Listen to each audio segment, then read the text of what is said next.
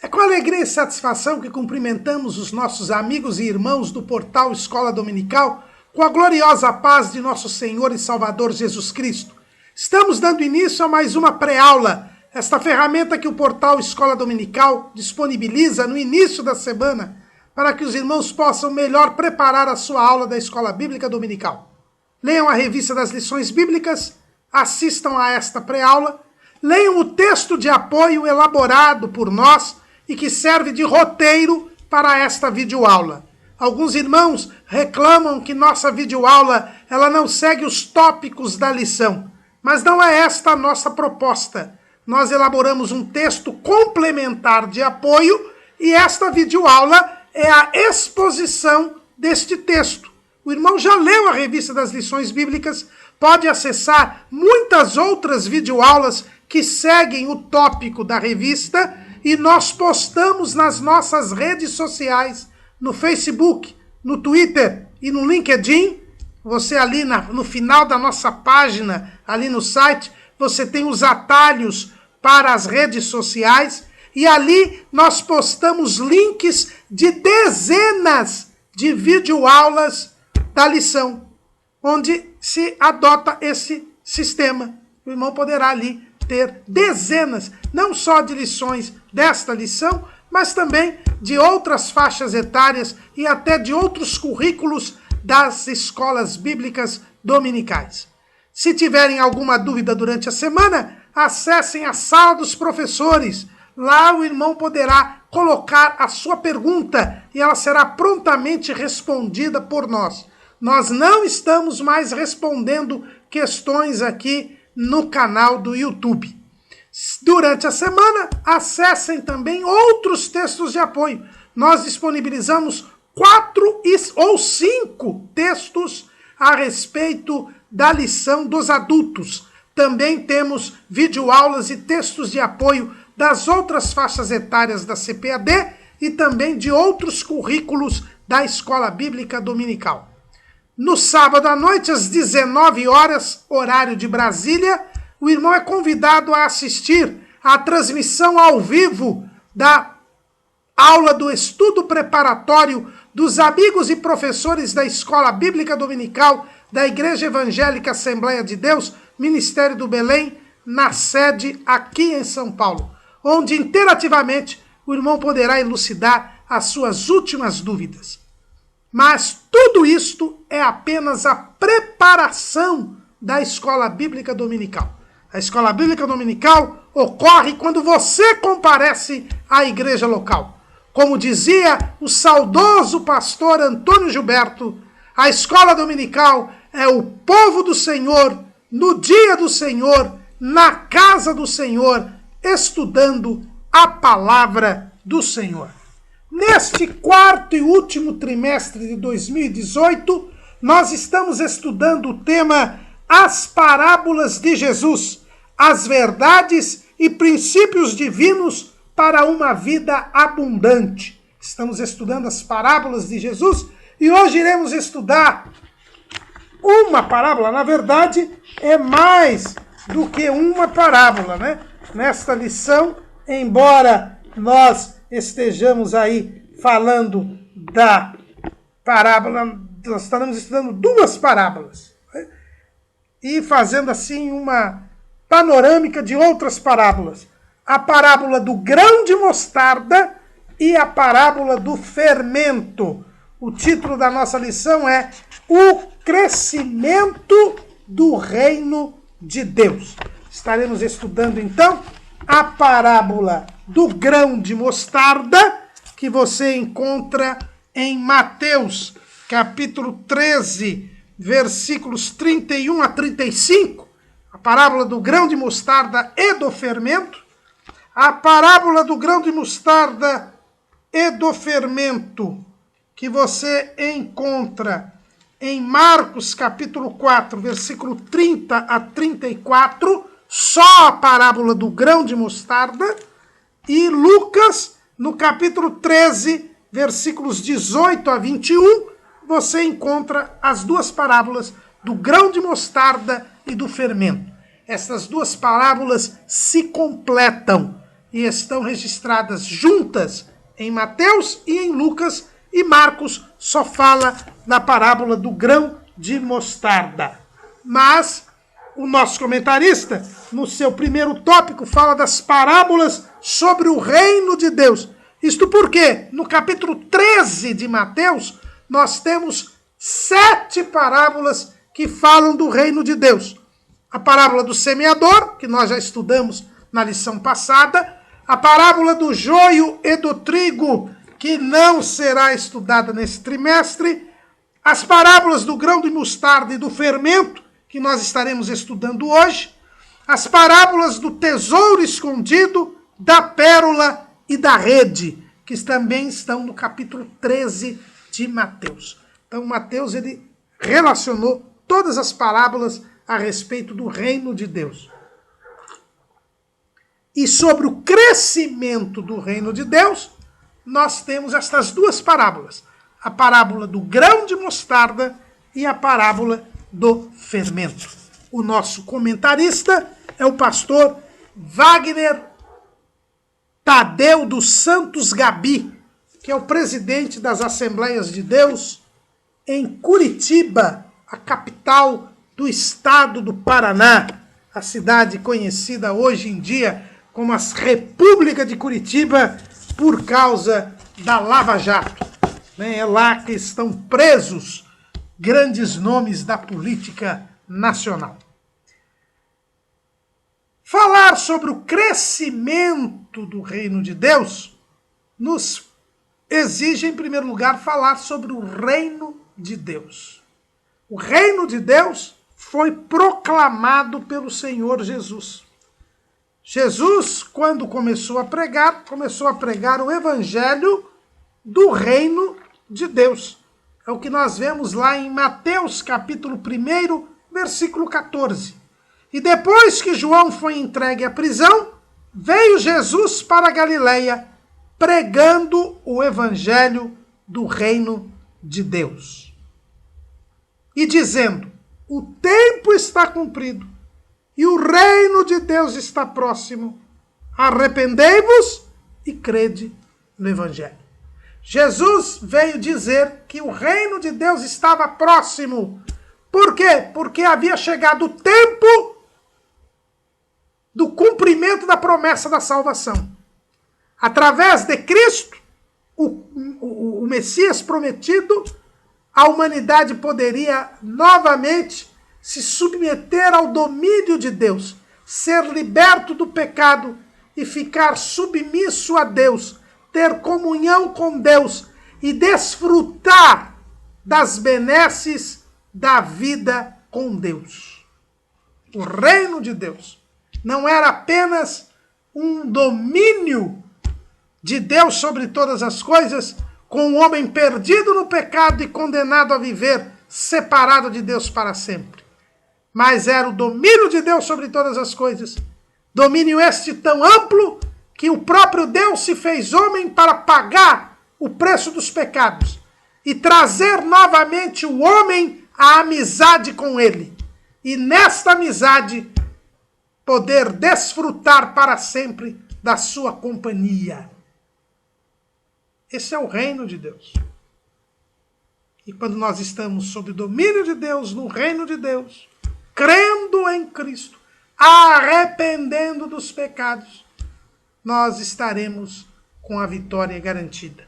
Porque, como diz o apóstolo Paulo, o reino de Deus não é comida nem bebida, mas justiça, paz e alegria no Espírito Santo.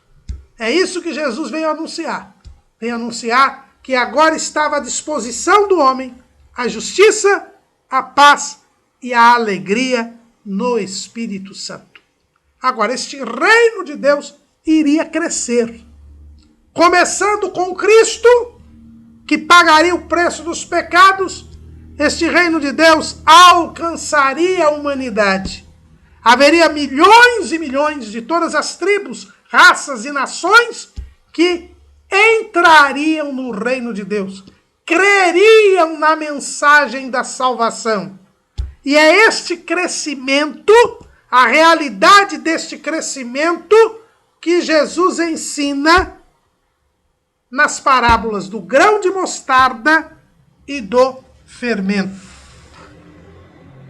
Veja bem que lá em Lucas, quando se fala do reino de Deus, Lucas, os irmãos sabem que é o evangelista que mais parábolas escreveu. Lucas foi o evangelista que mais parábolas registrou no evangelho. É o evangelho que tem mais parábolas. Porque Lucas queria mostrar Jesus para os gregos como o homem perfeito. E o homem perfeito, para os gregos, era o homem sábio. Lá em 1 Coríntios, capítulo 1, versículo 22, o apóstolo Paulo diz: porque os judeus pedem sinal e os gregos buscam sabedoria. O objetivo de Jesus, ao apresentar Jesus aos gregos, era mostrar que Jesus era a sabedoria. Olha o que está escrito lá em Lucas 11:49. Por isso diz também a sabedoria de Deus: profetas e apóstolos lhes mandarei, e eles matarão uns e perseguirão outros. Lucas chama Jesus aqui de sabedoria de Deus. E mais, logo quando fala de Jesus menino, Lucas fala o seguinte, lá em 2:52, e crescia Jesus em sabedoria e em estatura e em graça para com Deus e os homens. Então Jesus é apresentado como a sabedoria de Deus, o homem sábio por excelência. E para provar esta sabedoria de Cristo, Lucas registra o maior número de parábolas. Ele é o que mais registra parábolas de Jesus. E é por isso mesmo que em Lucas nós vamos quase sempre encontrar o propósito que Jesus quis quando contou uma parábola. Qual era a verdade espiritual que se procurava transmitir através da parábola? Normalmente em Lucas fica explicitada esta verdade. E não é diferente na parábola do grão de mostarda e do fermento. Veja o que está escrito lá em Lucas 13:18. E dizia: a quem é semelhante o reino de Deus? E a quem o compararei? Então, a parábola do grão de mostarda foi contada por Jesus para dar uma ideia de que é o reino de Deus. De como se dá o crescimento do reino de Deus. E quais as mazelas e quais os cuidados que nós devemos ter com o crescimento do reino de Deus. E veja o que disse Jesus. Agora em Mateus 13:31. Outra parábola lhes propôs, dizendo: o reino dos céus é semelhante ao grão de mostarda, que o homem, pegando dele, semeou no seu campo, o qual é realmente a mais pequena de todas as sementes, mas crescendo é a maior das plantas, e faz-se uma árvore, de sorte que vêm as aves do céu e se aninham nos seus ramos. Outra parábola lhes disse: o reino dos céus é semelhante ao fermento, que uma mulher toma e introduz em 3 medidas de farinha, até que tudo esteja levedado. Então Jesus compara o reino de Deus ao grão de mostarda e ao fermento. E aqui, essas parábolas se completam, nós vamos ver a realidade do crescimento do reino de Deus. Em Marcos, também fica explicitado o propósito desta parábola. Só que Marcos só conta a parábola do grão de mostarda, só registra a parábola do grão de mostarda. Ele diz assim, Marcos 4:30, e dizia: A quem assemelharemos o reino de Deus? Ou com que parábola o representaremos? É como um grão de mostarda, que quando se semeia na terra é a mais pequena de todas as sementes que há na terra. Mas tendo sido semeado, cresce, e faz-se a maior de todas as hortaliças, e cria grandes ramos, de tal maneira que as aves do céu podem aninhar-se debaixo da sua sombra. E Lucas, a quem é semelhante o reino de Deus e o que eu compararei? É semelhante ao grão de mostarda que um homem, tomando-o, lançou na sua horta. E cresceu, e fez-se grande árvore, e em seus ramos se aninharam as aves do céu. E disse outra vez, a quem compararei o reino de Deus?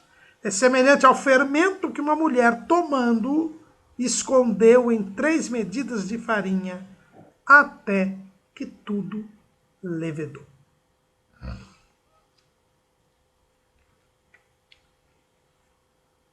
Jesus está falando sobre o crescimento do reino de Deus. E este reino de Deus, este crescimento do reino de Deus, é comparado ao grão de mostarda e é comparado ao fermento.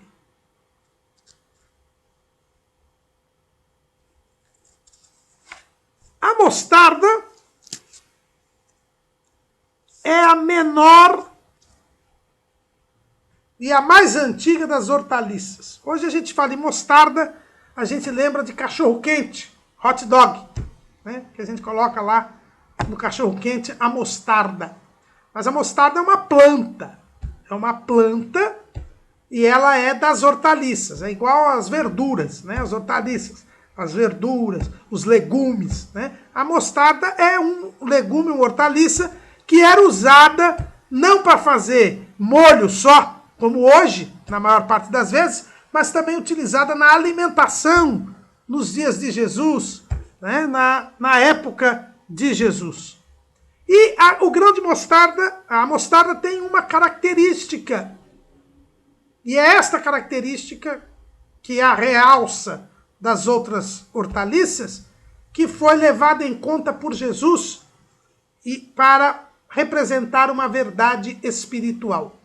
É que o grão da mostarda, e eu já tive a oportunidade de ver um grão de mostarda, é o menor de todos os grãos. É algo extremamente diminuto. Mas a mostarda, ela dá uma árvore, não é um pinheiro. Lógico que não, porque é uma hortaliça. Mas, junto às hortaliças, vocês sabem como é um pé de pepino, de tomate, de mamão, de alface, enfim. São normalmente coisas pequenas. Mas diante das hortaliças, a árvore, o arbusto da mostarda é gigantesco em comparação às outras hortaliças.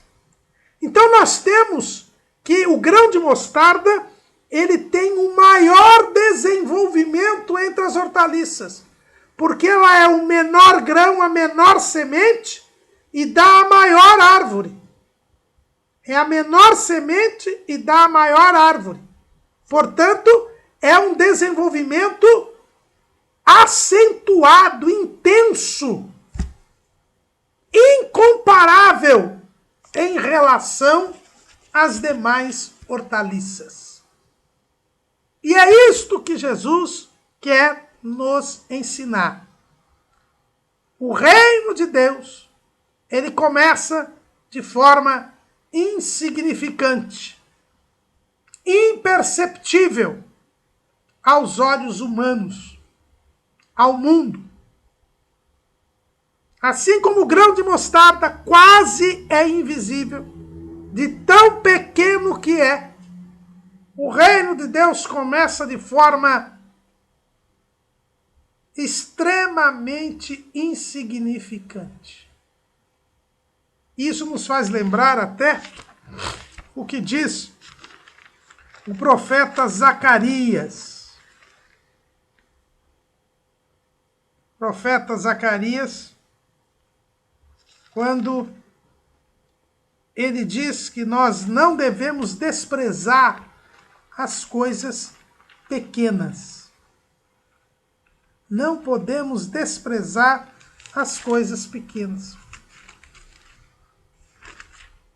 O reino de Deus, ele começa de forma insignificante. Lá em Zacarias 4:10, o profeta diz: porque quem despreza o dia das coisas pequenas, pois esses se alegrarão, vendo o prumo na mão de Zorobabel, os 7 olhos do Senhor que discorrem por toda a terra.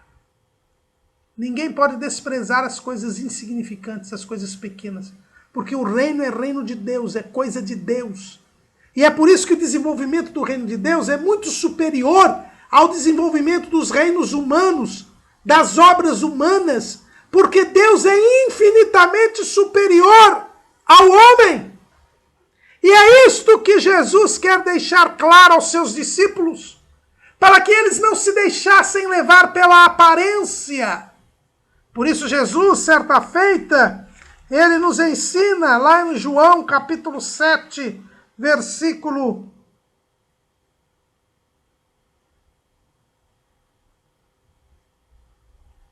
24. Não julgueis segundo a aparência, mas julgai segundo a reta justiça. Não se iluda, meu irmão. Quando nós começamos a obra de Deus, ela parece tão insignificante.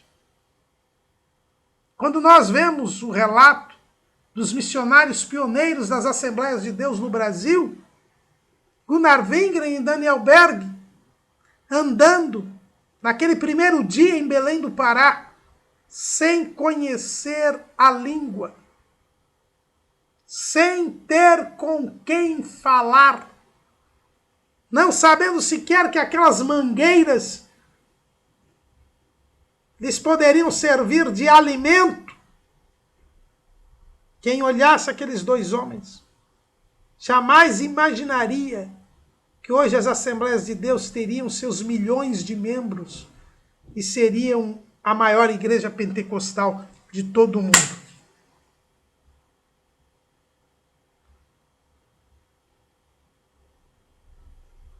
As coisas de Deus começam insignificantes, como o grão de mostarda, imperceptível, invisível, mas tem um desenvolvimento descomunal, porque o grão de mostarda tem um alto grau de desenvolvimento. É o menor dos grãos, mas é a maior das hortaliças. O reino de Deus é a maior realidade que existe na terra. Imbatível, incomparável, invencível. Porque foi obra divina. Foi construído por Cristo. Por isso não nos deixemos levar para a aparência. Assim como na parábola do semeador, nós não podemos desanimar por causa da minoria que frutifica, não podemos desanimar pela aparência diminuta do reino de Deus. Porque o reino de Deus é como o grão de mostarda. É o menor dos grãos. Mas o grão, ele tem um potencial fabuloso. O maior de todos os potenciais. E ele dará certamente a maior de todas as hortaliças. Não há como o reino de Deus ficar diminuto, ficar sufocado. Não! Assim como o grão de mostarda, ele se transforma na maior das hortaliças, sendo o menor dos grãos, o reino de Deus também será o maior de todos os reinos. Sem dúvida alguma. Por isso, não temos que desanimar. Mas a parábola fala a respeito de um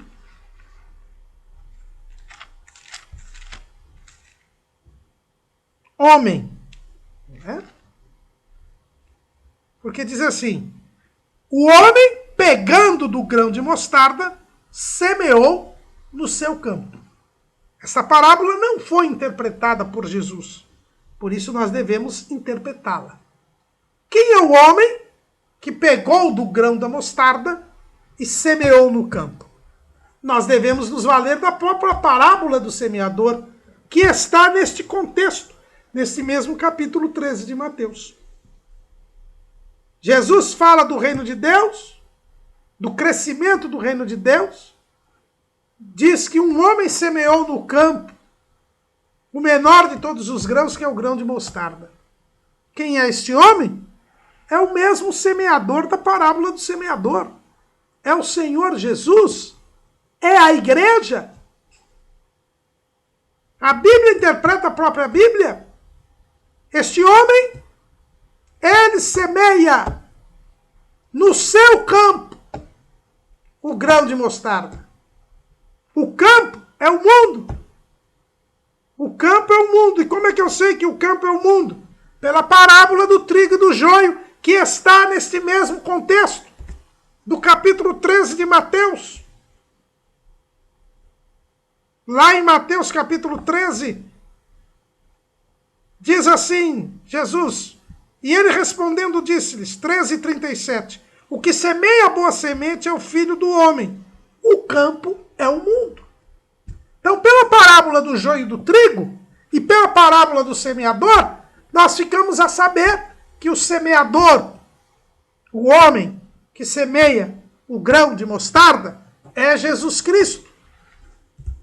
E nós já lemos aqui em Marcos 1:14, que Jesus, depois que João foi levado à prisão, começou a pregar o evangelho do reino de Deus. Ele começa a pregar o evangelho e a igreja prossegue a sua obra. E é por isso que a igreja é chamada o corpo de Cristo, porque ela continua a sua obra. Porque o próprio Jesus disse lá em João, capítulo 20, versículo 21, disse-lhes, pois, Jesus outra vez, paz seja convosco. Assim como o Pai me enviou, também eu vos envio a vós. Então Jesus foi enviado para quê?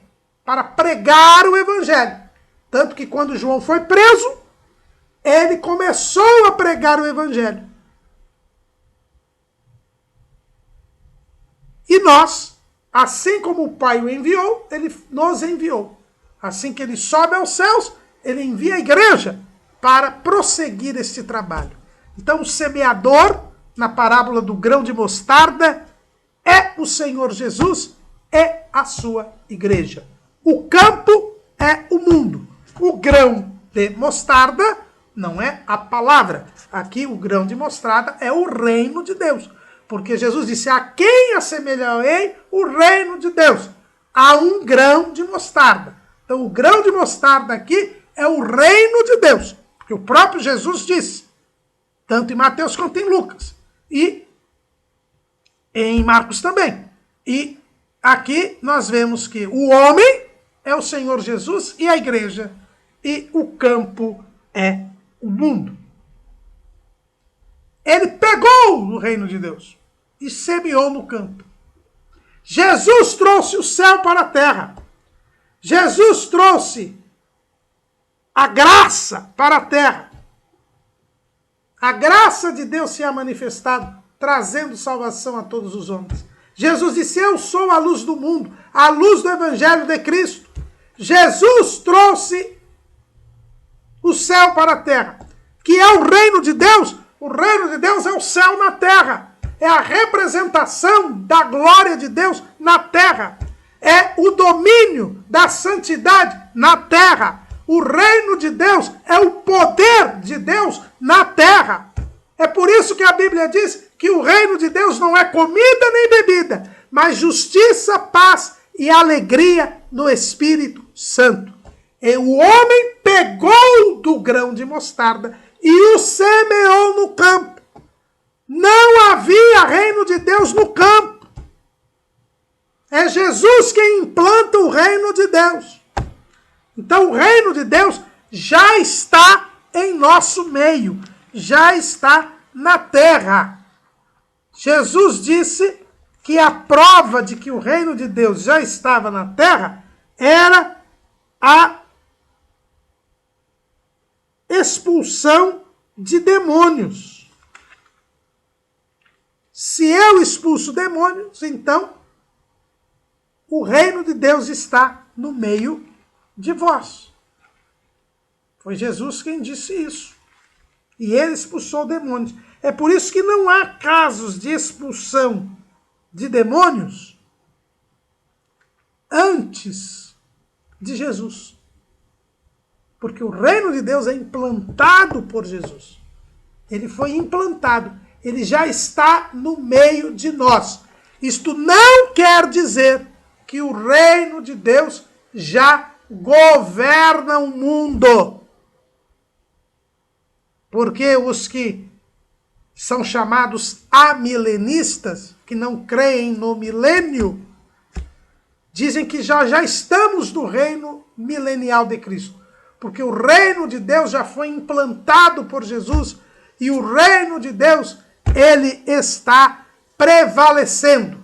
E por isso o diabo está preso, como diz lá em Apocalipse 20.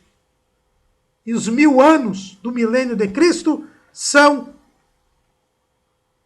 1000 anos simbólicos. Se o diabo está preso, irmãos, imagine se ele estivesse solto.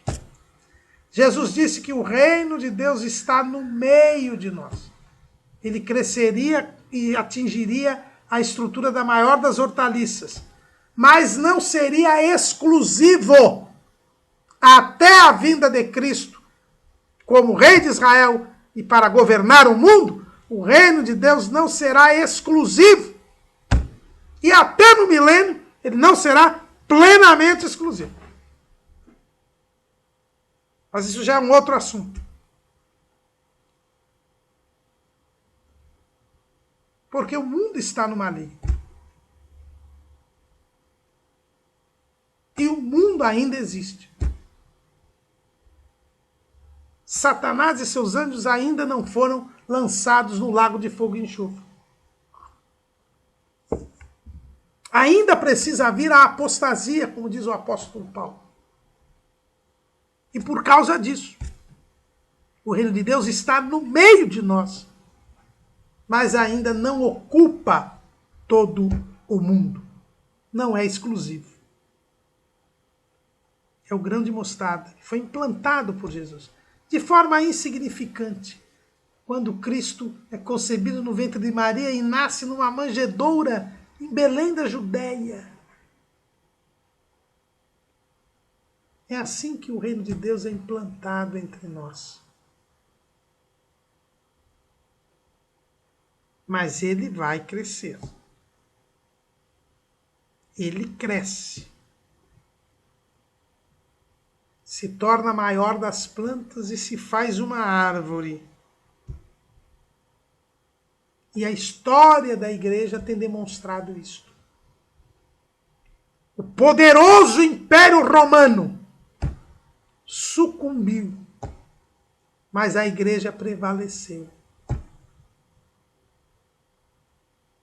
A cortina de ferro dos países comunistas sucumbiram, mas a igreja prevaleceu. É a maior das hortaliças. Era o menor dos grãos, mas é a maior das hortaliças.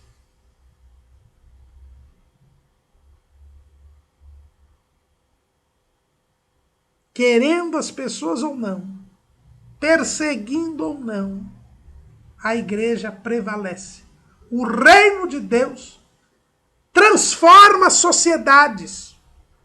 Se hoje nós temos a civilização que temos, é por causa do cristianismo, da doutrina cristã, por causa do reino de Deus. O reino de Deus que defendeu a dignidade da pessoa humana. O reino de Deus que destruiu a escravidão no Império Romano. O reino de Deus que eliminou a escravidão de africanos no século XIX por um movimento da igreja na Inglaterra.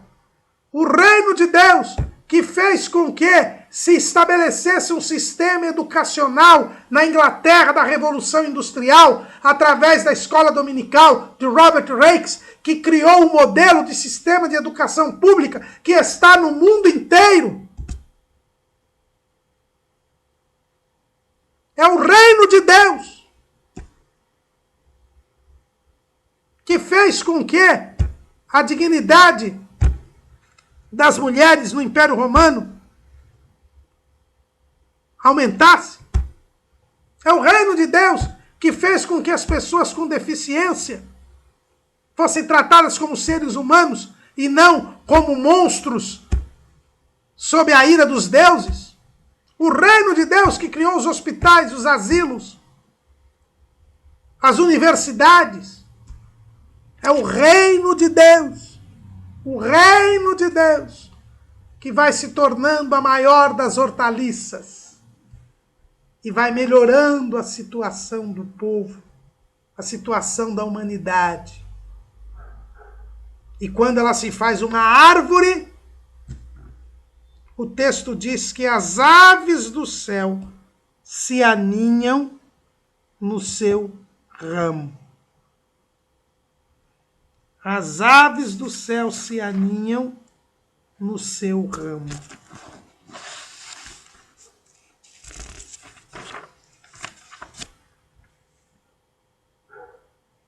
E por que as aves do céu se aninham no seu ramo? Porque a mostarda crescida, ela é uma árvore que se sobressai diante das outras árvores.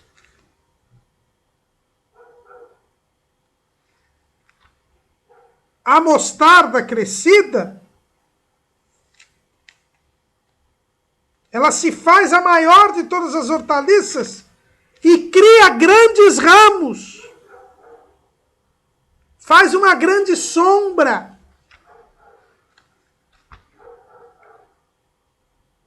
A mostarda crescida faz uma grande árvore. Ela se torna notável. Aquele grão que ninguém via, que ninguém percebia, agora é visto por todos. Agora é admirado. Todos veem os seus ramos. Todos veem a sua sombra. Ela passa a ser um lugar atraente. Ela chama a atenção. É assim que acontece com o reino de Deus. Constantino, que queria ser imperador romano exclusivo, ele era um dos 4. Tinha 4 Césares e 4 Augustos. 2 Césares e 2 Augustos. 4 imperadores. Ele notou que aquela população que era perseguida impiedosamente há 3 séculos,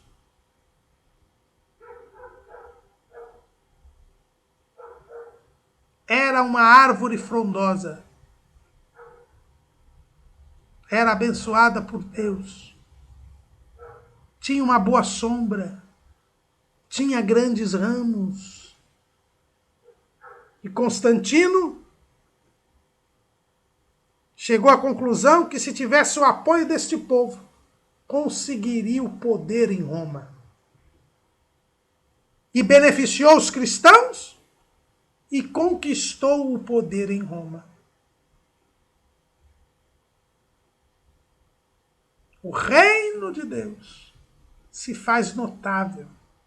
É o que acontece com os crentes, abençoados por Deus, protegidos por Deus, usados por Deus, passam a ser pessoas que chamam a atenção, que atraem a atenção das pessoas, porque a sua companhia, os seus conselhos, o seu modo de vida, o seu trabalho, a sua qualidade de cidadão, de vizinho, só traz benefícios às pessoas. As pessoas passam a entender que relacionar-se com você, que relacionar-se com sua família, que ter amizade com você, que conversar com você, lhes faz bem, lhes é útil, lhes traz vantagens. É o reino de Deus que traz justiça, paz e alegria no Espírito Santo. É o grão de mostarda que já se fez árvore. Árvore frondosa, com grandes ramos. E que traz sombra. E aí as aves do céu vêm se aninhar. Vêm tirar proveito. Tirar vantagem dos ramos e da sombra. As aves do céu simbolizam o maligno. O caramuru, o maligno. Vamos ao contexto das parábolas do reino de Deus. Quem são as aves dos céus na parábola do semeador? Jesus explicou. Ouvindo alguém a palavra do reino e não a entendendo, vem o maligno e arrebata o que foi semeado no seu coração. Esse é o que foi semeado ao pé do caminho. E ao pé do caminho, o que Jesus disse? E quando semeavam, a parte da semente caiu ao pé do caminho. E vieram as aves e comeram-na. As aves do céu são os aproveitadores. São o maligno que vem tirar proveito do reino de Deus. Os exploradores, os aproveitadores. Eles não têm comunhão com a mostarda. A mostarda é vegetal. As aves do céu são animais. As aves do céu podem se alimentar da mostarda, comendo do seu fruto, mas a mostarda não pode se alimentar das aves. Às vezes é ferida pelas aves. Passa a ter um peso por causa das aves. Não traz às aves nenhum benefício às mostardas. Mas a mostarda beneficia as aves do céu. E elas se aninham, diz Jesus. Elas chegam para ficar. Elas chegam para se reproduzir, para aumentar em número. As aves são elementos que representam, são um elemento que representa o maligno, que representa aqueles que querem tirar proveito do reino de Deus, mas que não têm comunhão com ele. Que querem fazer do reino de Deus comida e bebida. Enquanto que o reino de Deus é justiça, paz e alegria no Espírito Santo. E a história da igreja mostra esses aproveitadores, esses exploradores, que focam para si os benefícios materiais do reino de Deus. E que muitas vezes até desvirtuam e comprometem o reino de Deus. O reino de Deus cresce. Mas como ele ainda não é exclusivo, devemos tomar cuidado para que as aves de rapina, as aves do céu, não venham se aninhar no reino de Deus e venham a prejudicá-lo e venham a trazer prejuízo para ele. O crescimento vem, mas com o crescimento vem o ingresso de pessoas descomprometidas no meio do povo de Deus.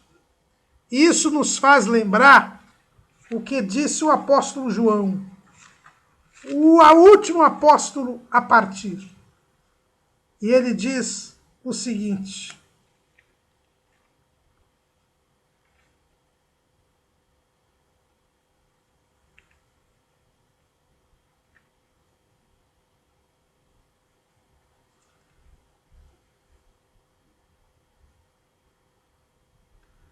lá na sua primeira carta,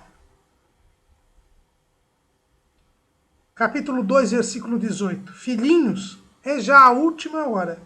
E como ouvistes que vem o anticristo, também agora muitos se têm feito anticristos, por onde conhecemos que é já a última hora. Saíram de nós, mas não eram de nós, porque se fossem de nós, ficariam conosco. Mas isto é para que se manifestasse que não são todos de nós. As aves do céu, quando elas saem da mostarda. Mas não eram da mostarda. Tinham se introduzido ali, mas não eram de lá. Não têm a mesma natureza da mostarda. Vieram para tirar proveito da mostarda. Prejudicaram a mostarda. E quando o reino de Deus se fortifica e percebe isso, as afugenta de lá. Eles saem de nós, mas não são de nós. Em Judas,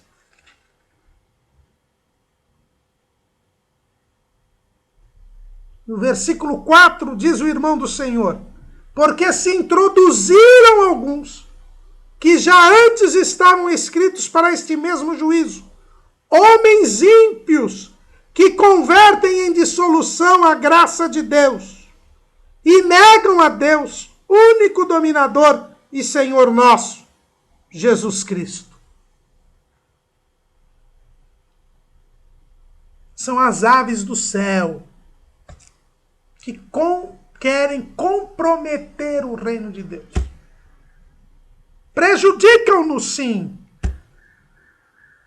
mas não o eliminam. Mas não o destroem. A ave não consegue destruir a mostarda. Pode prejudicá-la, mas não consegue destruí-la. E estas aves se aninham exatamente por causa do crescimento.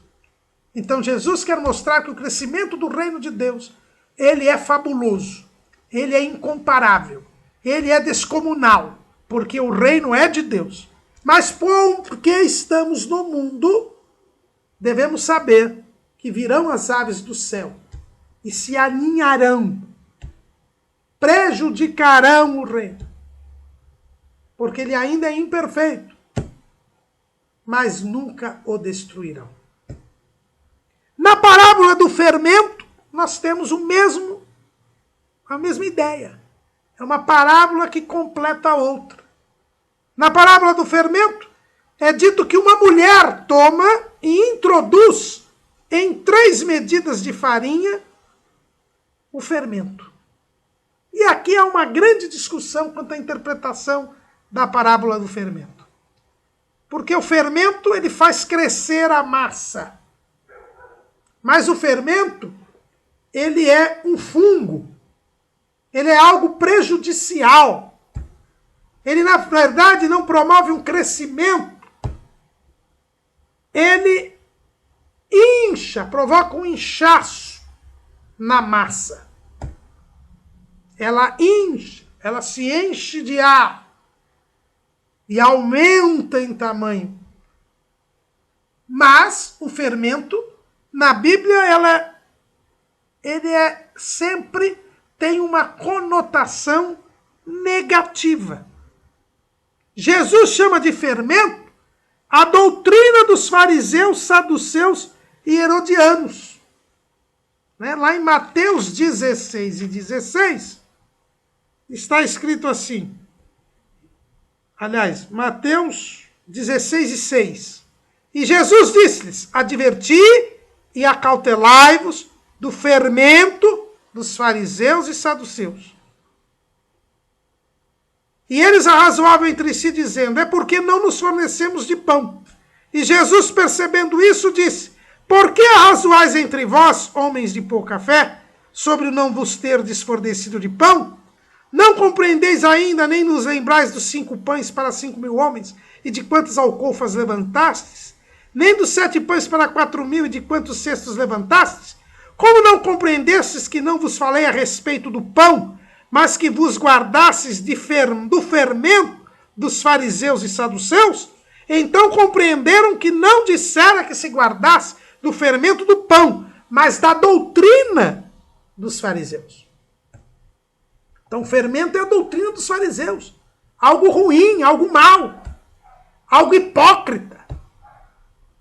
Mas não é só. Nós estudamos no trimestre passado, em Levítico, algo fundamental nas ofertas, lá em Levítico, capítulo 2,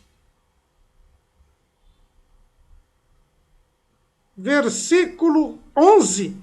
Nenhuma oferta de manjares que oferecerdes ao Senhor se fará com fermento, porque de nenhum fermento, nem de mel algum, oferecereis oferta queimada ao Senhor. Não se podia oferecer fermento, nada com fermento para Deus, salvo no dia de Pentecostes. Na festa das colheitas havia uma exceção e se permitia o uso do fermento. Mas é a exceção que confirma a regra. Então a Bíblia sempre considerou o fermento algo prejudicial. Por que aqui o fermento seria algo bom? Há alguns que defendem que as aves dos céus, se os homens que percebendo o crescimento do Evangelho, o crescimento do reino de Deus, se converteriam ao Evangelho. Mas nós vimos que pelo contexto, a ave é o maligno. E eles entendem também que o fermento é o crescimento do reino de Deus e a conversão de almas. Não. Esta mulher aqui, que introduz o fermento, é diferente do homem que plantou o grão de mostarda. Porque o grão de mostarda representa o reino de Deus. O reino de Deus, ele é comparado às medidas de farinha, ao pão. É Cristo, o pão da vida. Mas o fermento que é introduzido pela mulher, a mulher seria o maligno. O papel que tem as aves do céu tem o fermento que é introduzido pela mulher. E aí nós nos lembramos da parábola do trigo e do joio, que está no mesmo contexto. Na parábola do trigo e do joio, o inimigo semeou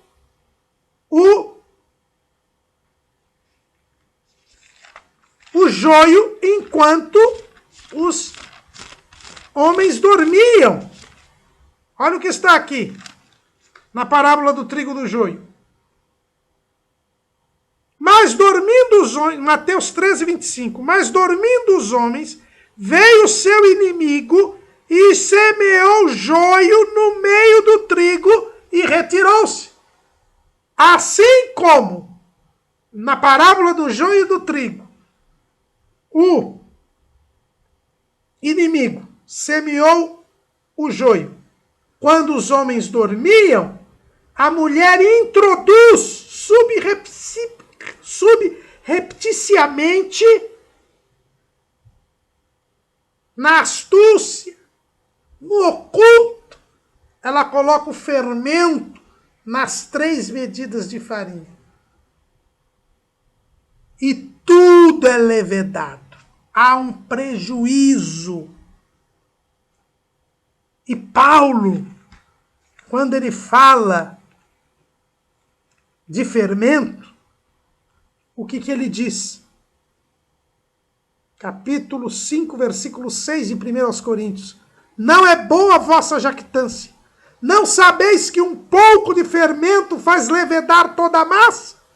Alimpai-vos, pois, do fermento velho, para que sejais uma nova massa, assim como estáis sem fermento, porque Cristo, nossa Páscoa, foi sacrificado por nós, pelo que façamos festa, não com o fermento velho, nem com o fermento da maldade e da malícia, mas com os asmos da sinceridade e da verdade. Paulo diz que o fermento é a maldade, é a malícia no meio do povo de Deus. E que nós devemos ser uma nova massa, essas 3 medidas de farinha. Jesus aqui repete na parábola do fermento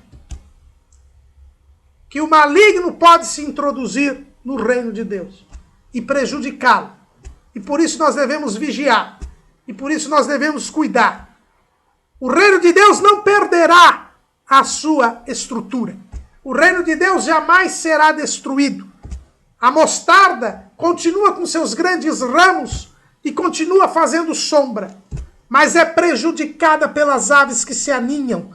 Nós não podemos permitir que as aves se aninhem. E se as aves se aninharem, e elas irão se aninhar, porque Jesus está ensinando essa verdade espiritual para nós, que com o crescimento o reino de Deus é prejudicado. Nós devemos lutar para, assim como diz o apóstolo Paulo, alimpar o fermento velho, tirar o fermento, tirar as aves do céu. E quando elas saírem, falar como o apóstolo João, saíram de nós porque não eram de nós. O reino de Deus crescerá. É inevitável o seu crescimento. E o seu crescimento é duradouro, inotável e descomunal. Mas por causa deste crescimento notável, descomunal,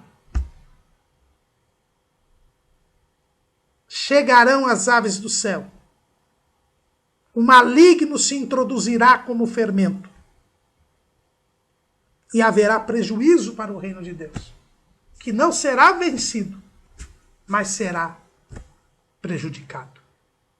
O crescimento virá, mas devemos ser vigilantes com o crescimento e entender que este crescimento trará prejuízos ao reino de Deus. Estejamos, pois, alertas. Cristo é a nossa Páscoa. Vivamos os asmos da sinceridade e da verdade. Tenhamos força para eliminar o fermento e para afugentar as aves do céu. Amém.